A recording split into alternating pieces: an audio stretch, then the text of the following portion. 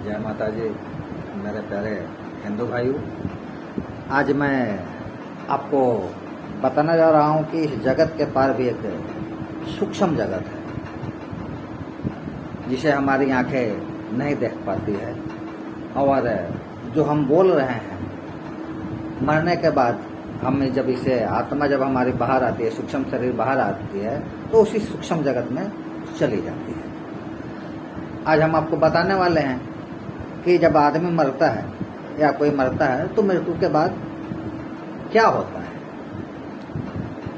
और ये वही व्यक्ति जान सकता है कि जिसने मृत्यु का जीते जी रिहर्सल कर लिया है, जीते जी मरने की प्रैक्टिस कर ली, सूक्ष्म शरीर में प्रवेश पा लिया हो समाधि के द्वारा, वही व्यक्ति इसको जान पाता है। इसीलिए मैं आपको बता रहा हूं कि मृत्यु के बाद क्या होता है। मृत्यु के बाद हर एक आदमी को उसको दो शरीर दिखाई देता है। और ये कम से कम वो जो व्यक्ति जिसका शरीर छूटता है, वो बार बार अपने शरीर में प्रवेश करने की कोशिश करता है, लेकिन उसका जो शरीर है एक ठोस बर्फ का शीशे के जैसा हो जाता है। और ये जो आत्मा है एक लाइट है, इसीलिए वो जो ही शरीर से प्रवेश करता है उसके आर पार चला जाता है। अगर हम शीशे के ऊपर कोई टॉर्च का फोकस मारे तो क्या होगा, शीशे के पार चला जाएगा, फिर उसके अंदर हमारी आत्मा नहीं रह पाती है।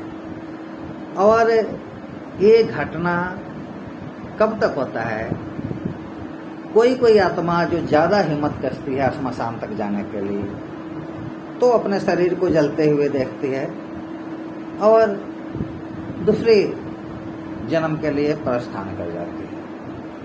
लेकिन वहाँ होता क्या है कि मौत के पहले ही 99.99% लोग जो हैं वो बेहोशी की हालत में चले जाते हैं।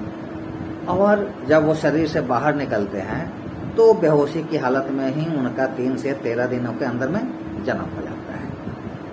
3 से 13 दिनों के अंदर में जन्म हो जाता है। उसका मुख्य कारण है उस आत्मा का, वो वासनात्मक है। और वासना क्या होता है, दुर्गा सप्तशती में कहा गया है कि रसे रूपे च गंधे च शब्द स्पर्शे च जोगनी। रस में, रूप में, शब्द में, गंध में और स्पर्श में जोगनी का वास होता है। मतलब इसमें वासना है। और जब ही ये जो सूक्ष्म शरीर जो बाहर निकल करके शरीर से बाहर गया है, वो उसी अर्धमूर्छित अवस्था में वासना का केंद्र जब ही देखता है, वो दूसरे जन्म में गर्भ योनि में प्रवेश कर जाता है। और एक चीज यहाँ वे लोग प्रवेश नहीं कर पाते जिन्होंने ध्यान में अपने शरीर से हट करके खुद को देख लिया है। वो लोगों का जो जीवन है वो जिसके गर्भ में चाहेंगे उसी के गर्भ में प्रवेश करेंगे, जब चाहेंगे तभी प्रवेश करेंगे। तो जिन्होंने मृत्यु को जाना, उसने यह जान लिया कि जो हमारा जीवन है ये जीवन भी नहीं है, और जो हम मृत्यु है वो मृत्यु भी नहीं है।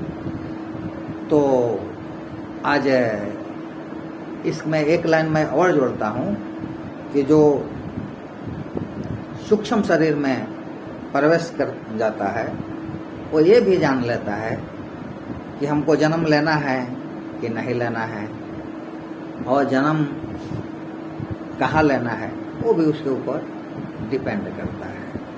तो इसमें ज़्यादा कुछ नहीं है। अगर आप ज़्यादा शुद्धता के चक्कर में नहीं हैं और शून्यता में प्रवेश कर जाते हैं तो आप अभी जान लीजिए, कोई बड़ी बात नहीं होती है। जय माता जी, जय हिंद, जय भारत, मेरे प्यारे हिंदू भाइयों, जय माता।